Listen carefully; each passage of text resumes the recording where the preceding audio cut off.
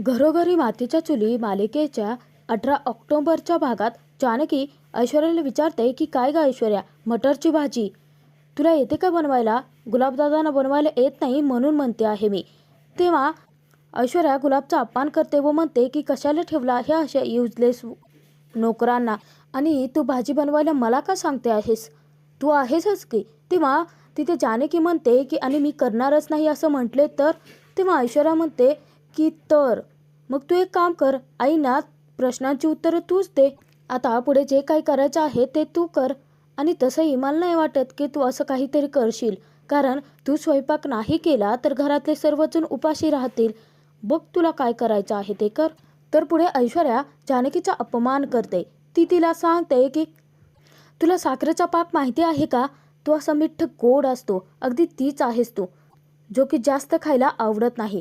परंतु कसं आहे ना जानकी, की त्या पाकामध्ये जर गुलाबजाम पडलं ना तर तो पाक सगळ्यांनाच आवडतो. आणि तो गुलाबजाम कोण आहे माहिती आहे का? मी. तेव्हा जानकीला हसू येत असतं. ऐश्वर्या चिडूनच विचारते की तुला हसायला काय झालं आहे? तेव्हा जानकी सांगते की नाही नाही, तर उदाहरण बरोबरच दिलं. जानकी ऐश्वर्याला चांगलंच उत्तर देते.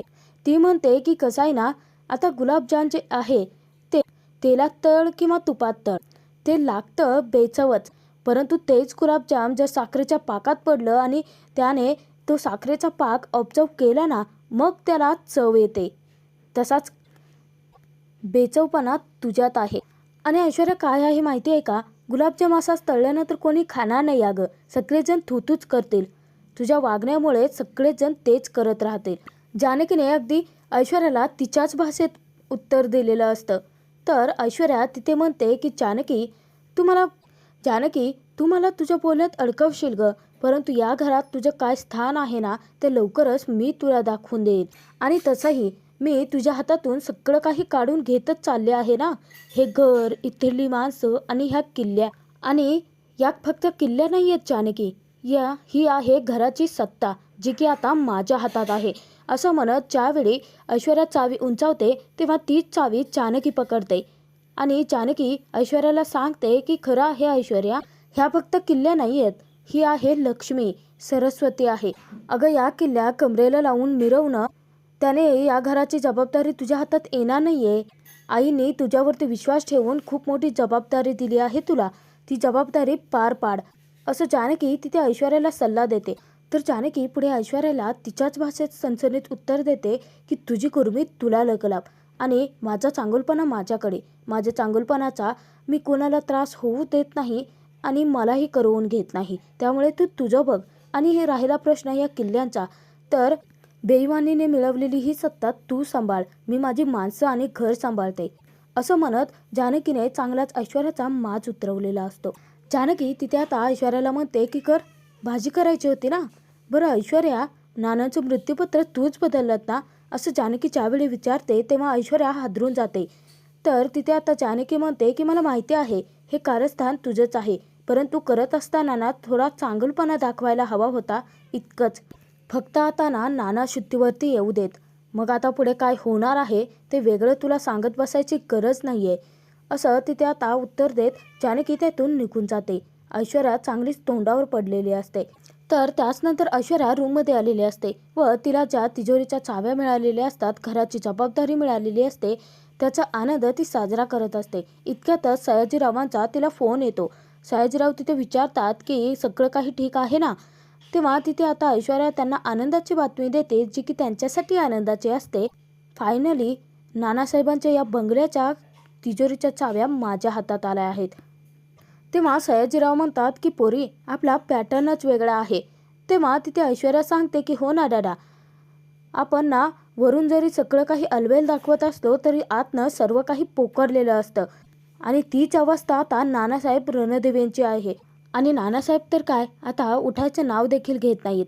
तेव्हा तिथे सयाजीराव म्हणतात की आता उठणार तो चौघांच्या खांद्यावरच. पोरी तू ना अगदी द्रौपदीसारखी आहे, कारण तुझ्या सुडाच्या आगीत ते रणदिवेंचं महाभारत जळतं आहे. तेव्हा तिथे ऐश्वर्या म्हणते की मग काय दादा, भातुकली खेळायच्या वयापासून मी तुमच्या मांडीवर बसून राजकारण शिकले आहे. आता यांना लक्षात येईल की एका मुरब्बी राजकारण्याच्या मुलीला डिवचणं किती कठीण जाणार आहे. तर तिथे ऐश्वर्या आता फोन ठेवून देणार तेव्हा सयाजीराव सांगतात की थांब थांब पोरी, तो शहाणा वकील आहे ना, तो माझ्या समोरच बसला आहे, सांग त्याला काहीतरी. तेव्हा ऐश्वर्या तिथे आता म्हणते की त्याला डॅडा सांगा, कोणाला ना काहीच सांगत बसायची गरज नाही आहे, नाहीतर तुळशीपत्र तोंडात ठेवूनच त्याचं तोंड कायमचं बंद करू आम्ही. तेव्हा शहाणे वकील घाबरलेले असतात. ऐश्वर्या तिथे आता आनंद साजरा करत असते आणि म्हणते की फायनली मला जे जे हवं होतं आता ते सगळं काही तसंच घडतं आहे. तर इकडे सयाजीराव शहाणे वकिलांना म्हणतात की काय तुम्ही आमचं काम फत्ते केलं आहे, तुम्हाला हवा तेवढा पैका देऊ मागा. तर त्यानंतर शहाणे वकील म्हणतात की नको, मला पैसे नको आहेत. तर तिथे आता सयाजीराव विचारतात की मग काय बँकॉक टूरला जाणार आहात का, फॉरेन टूर. तेव्हा तिथे आता शहाणे वकील खूपच अस्वस्थ असतात आणि घाबरून देखील गेलेले असतात. तर ते तिथे सयाजीरावांना म्हणतात की काहीच नको, मला ना आता खूप टेन्शन आलं आहे, शर्मेने मान खाली गेली माझ्या. कारण नानासाहेब ज्या दिवशी सुट्टीवरती येतील तेव्हा त्यांच्यासमोर काय तोंड दाखवू मी. तेव्हा सयाजीराव त्यांचा अपमान करत म्हणतात की मग बायांसारखं तोंडावर पदर घेऊन जा. तर सयाजीराव तिथे आता शहाणे वकिलांना धमकी देतात की तो नाण्या काय आता सुट्टीवर येत नाही, जे पैसे दिले आहेत ना ते घे आणि गपचूप गुमाने राहा. तर इकडे अवंतिकाला मात्र मोठा धक्काच बसलेला असतो. ती तिथे सौमित्रेला विचारते की आपण आत्ताच घरी जातोय. तर तिथे आता सौमित्र सांगतो की हे बघ अवंतिका, मी आईला वचन देऊन आलो आहे की मी तुला घरी घेऊन जाईल म्हणून. तेव्हा तिथे आता अवंतिका म्हणते की परंतु सौमी हे कसं शक्य आहे, आपल्याला इथे किती कामं आहेत, तुझ्या कोर्ट केसेस आहेत, माझी राहिली आहेत कामं. तेव्हा तिथे आता सौमित्र सांगतो की कामांपेक्षा जास्त महत्त्वाचं घर आहे आणि विल वाचत असताना मला आता अंदाज आला आहे की तिथे नक्की काय चाललं आहे. सौमित्रला देखील आता खात्री असते की ते कारस्थान ऐश्वर्याचंच आहे. तसं तो उघडपणे अवंतिकासमोर खुलासा देखील करतो. तो सांगतो की अवंतिका, तसंही तुझ्या डॅडाची फर्म तिथे आहेच ना, आपण तिथून काम करूयात थोडे दिवस, परंतु आपली खरी गरज घराला आहे जास्त. अवंतिका आता तयार होते घरी जाण्यासाठी. तेव्हा सौमित्र म्हणतो की ठीक आहे, मी पटकन पॅकिंग करायला घेतो. तेव्हा अवंतिका म्हणते की सौमी, अरे इतक्या रात्री जाणार आहोत का आपण, हे बघ रात्रीचा प्रवास नको, आपण उद्या सकाळी जाऊयात. तेव्हा तिथे आता अवंतिका तसं म्हणून निघून जाते. तर तिथे सौमित्र विचार करतो की दादा बहिणी तुम्ही आता काळजी करूच नका, हा सौमित्र तुमच्या सोबत आहे. तर तिथे आता सुमित्रा नानाशी बोलत असते. सौमित्रा खूपच रडत असते, ती नानाशी गप्पा मारत असते. ती म्हणते की तुम्हाला आठवतंय का, आपली मुलं जेव्हा लहान होती आणि त्या जर मी तिथे फरसबीची भाजी केलेली असायची तर अगदी चारही मुलं किती नाकं मुरडायची आणि तुम्ही त्यावेळी त्यांच्यावरती रागवण्याऐवजी त्यांना बिर्याणी खाण्यासाठी बाहेर घेऊन जायचात. आणि मी तुम्हाला काय म्हणायचे की आत्ता घ्या मजा करून, परंतु ज्या दिवशी माझ्या सुना येतील ना त्या दिवशी त्या चांगलेच त्यांना वटणीवर आणतील. मी त्यावेळी तुम्हाला म्हणायचे की माझ्या तिन्ही सुना माझ्यासोबत असतील, परंतु आता मी एकटे पडले आहे हो. माझं म्हणावं असं माझ्यासोबत कुणीच राहिलेलं नाही आहे. जानकीवरती मी विश्वास ठेवत होते, परंतु हल्ली ना तिचं एक वेगळंच विचित्रच रूप समोर येत आहे. आणि ऐश्वर्या, ती तर लग्न झाल्यापासून जेव्हापासून आपल्या घरात आले आहे तेव्हापासून तिचं वागणं काही मला कळतच नाही आहे. अहो तुम्ही माझ्याशी बोला ना, माझ्या प्रश्नांची तुम्ही उत्तरं द्या, मी कुठे चुकते आहे का ते तरी सांगा, रागवा तरी माझ्यावरती. असं म्हणत आता सुमित्रा खूप ढसाढसा रडत असते. सतत तिला ती एकटी पडल्यासारखं वाटत असते. तिथेच सुमित्रा हात जोडून देवी आईकडे प्रार्थना करते की देवी आई, मी माझ्या आयुष्यात जरा जरी पुण्य केलं असेल ना तर त्या पुण्याचं फळ म्हणून तू यांना शुद्धीवरती आण. तिथेच आता देवी आईने चमत्कार घडवलेला असतो. नानाने हात हलवायला सुरुवात केलेली असते व सुमित्राच्या समोर आता डोळे उघडून ते सुमित्राला हाक मारण्याचा प्रयत्न करत असतात. सुमित्राचा आनंद गगनात मावेनासा होतो, अगदी आनंदाने वेडीपिशी होते. ती नानांना सांगते की तुम्ही आराम करा, मी ही आनंदाची बातमी घरातल्या सर्वांनाच देऊन येते. सुमित्रा तिथे आता घरातल्या सर्वांना जोरजोरात हाका मारायला लागलेली असते. तर सगळेच जण तिथे आता घरातले घाबरून पळत येतात, कोणाला काहीच कळत नसतं. तेव्हा तिथे आता सुमित्रा म्हणते की अरे ते नाना. तेव्हा ऋषिकेश जानकी सारंगच्या खालजाचा ठोकाच चुकतो आणि ते घाबरतात की नक्की काय झालं असेल नानांना. तेव्हा तिथे सुमित्रा खुलासा करते की अरे काही झालेलं नाही आहे, नाना शुद्धीवरती आले आहेत. तेव्हाच तिथे आता ऐश्वर्याच्या पायाखालची जमीनच हादरते. घरातले सर्वच जण खूप खुश झालेले असतात. ऋषिकेश सारंग एकमेकांना मिठी मारतात. तर जानकी सुमित्राला घट्ट मिठी मारते आणि सांगते की आई बघा, देवी आईच नवसाला पावले आहे आपल्या. सारंग भाऊजी अहो, आपले नाना शुद्धीवरती आले आहेत. सगळेजण त्याचा आनंद साजरा करत असतात. तर ऋषिकेश सारंग तिथे म्हणतात की चला नानांची भेट घेऊयात. तर सगळेच जण जात असता ऐश्वर्या इतकी प्रचंड घाबरून गेलेली असते की तिला वाटतं की संपलं सगळं आता. आता नाना माझं नाव घेतील आणि रणदेवींच्या घरातली आलेली सत्ता क्षणात तिच्या हातून जाईल. इतक्यातच जानकीचं लक्ष ऐश्वर्याकडे जातं.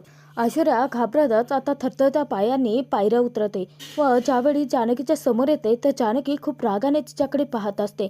आजी डोळ्यांच्या इशाऱ्याने ऐश्वर्याला विचारते की का घाबरली आहेस, परंतु ऐश्वर्या तिथे काहीही न बोलता नानांच्या खोलीत जाते. तर तिथे जाता सारंग, ऋषिकेश, सुमित्रा तिघे आता नानाशी बोलत असतात. ते तिघेही खूपच खुश असतात. ज्यावेळी ऐश्वर्या जाऊन नानांना पाहते की नाना खरोखरच्या शुद्धीवर आले आहेत हे तिला समजता क्षणी ऐश्वर्या विचार करते की मृत्यूपत्राच्या नावाखाली त्यांच्यात चांगलं भांडण पेटवून दिलं होतं आणि घराची सत्ता माझ्या हातात आली होती, परंतु आता सगळं जाणार आणि ती जानकी आत्ताच्या आत्ता या सगळ्या गोष्टींचा निकाल लावेल. मला असं स्वस्थ बसून नाही चालणार आहे, मला काहीतरी करावंच लागेल. एवढ्या सिच्युएशनमध्ये देखील आता ऐश्वर्याचं डोकं मात्र विचित्रच विचार करत असतं. आता जिंकता जिंकता मी हार मानणारच नाही असं तिथे आता ठाम निर्धार ऐश्वर्याने केलेला असतो. तर सुमित्रा ऋषिकेशला म्हणते की अरे ऋषिकेश, तिथे डॉक्टरांना लवकरात लवकर फोन कर ना. ऋषिकेश पटकन आता फोन करतो. तर सारंग नानांना सांगतो की नाना तुम्ही काळजी करू नका, आता तुम्ही लवकरात लवकर बरे होणार आहात. ऋषिकेश आता त्यांना बातमी देतो की नाना शुद्धीवरती आले आहेत आणि हालचाल करतात, तुम्ही घरी लवकर या. तर जानकीने तिथे आता देवघरात साखर नेऊन ठेवलेली असते व हात जोडून देवाचे आभार मानत असते, कारण त्यांच्यासाठी सर्वांसाठी आजचा दिवस सोन्याचाच असतो. सर्वच जण खूप खुश झालेले असतात. ऐश्वर्या ज्यावेळी आता नानांच्या खोलीपासून वळते तेव्हा पाठीमागे जानकी उभी असते आणि ऐश्वर्या थबकते. तेव्हा जानकी तिला आठवण करून देते की याच पायऱ्यांवरून तू नानांना ढकलून दिलं होतंस ना. एवढंच नाही तर नानांच्या खोलीत तू साप सोडलास, नानांचं खोटं मृत्यूपत्र बनवलं आणि सत्ता घराची स्वतःच्या हातात घेतली. परंतु हे सगळं ना असं सहजासहजी मिळत नाहीत, परंतु हे सगळं कमवण्यासाठी मिळवण्यासाठी जी गोष्ट हवी असते ना ती गोष्ट तुझ्याकडे नाही आहे, माणुसकी. तुझ्याकडे माणुसकी शून्य आहे. इथे उभी राहून तू सगळ्यांचा आनंद पाहते आहेस ना, परंतु आता तू जो आनंद बघते आहेस तो बघ, कारण लवकरच तुझी या घराच्या बाहेर जाण्याची वेळ येणार आहे. इथेच उभं राहून नाना ज्या क्षणाला बोलायला लागतील ना त्या क्षणाला तुझा पर्दाफाश होईल आणि इथूनच तू घराच्या बाहेर जाशील. जानकीने तिथे आता ऐश्वर्याला धमकी दिलेली असते. ऐश्वर्याला आता सळो पळो झालेलं असतं. काय करावं आणि काय नको या सगळ्या संकटातून बाहेर कसा मार्ग काढावा याचा ऐश्वर्या अजूनही विचार करत असते. जानकी तिथे आता ऐश्वर्याला म्हणते की बॅग पॅक करायला घे ऐश्वर्या लवकर, आणि तुला जर मदत हवी असेल तर सांग, मी येईल तुझी बॅग पॅक करायला. तर घाबरलेली ऐश्वर्या आता तिथेच उभी असते. इतक्यातच डॉक्टर आलेले असतात व ते नानांना चेक करत असतात, परंतु नानाच्या हातापायांमध्ये काहीच त्राण नसतो. डॉक्टर त्यांना चेक करतात व विचारतात की नाना मला सांगा की काही सेन्सेशन होत आहे का. तेव्हा नाना सांगतात की नाही. तर तिथे आता सारंग, सुमित्रा, ऋषिकेश घाबरलेले असतात. सुमित्रा तिथे आता विचारते की डॉक्टर सगळं ठीक तर आहे ना. तेव्हा डॉक्टर म्हणतात की खरं सांगायचं झालं तर ठीक आहे पण आणि नाही पण, कोणाला काहीच कळत नसतं. तर सुमित्रा आता खूपच घाबरलेली असते. ती विचारते की म्हणजे नक्की काय झालं आहे. तेव्हा डॉक्टर खुलासा करतात की नाना जेव्हा पडले होते तेव्हा त्यांच्या मेंदूला जास्त मार लागला होता, त्यामुळे त्यांच्या नर्व्स डॅमेज झाले आहेत आणि ते आता स्वतःच्या मर्जीप्रमाणे चालू बोलू शकत नाहीत. तेव्हा तिथे ऐश्वर्याच्या जीवात जीव आलेला असतो. तिथे ती आता सुटकेचा श्वास सोडते. तर अचानकपणे सुमित्राला चक्कर येते. तिला काही सुचेनासच होतं. तर तिथे आता सारंग, ऋषिकेश पटकन सुमित्राला सावरतात व तिला बसवतात.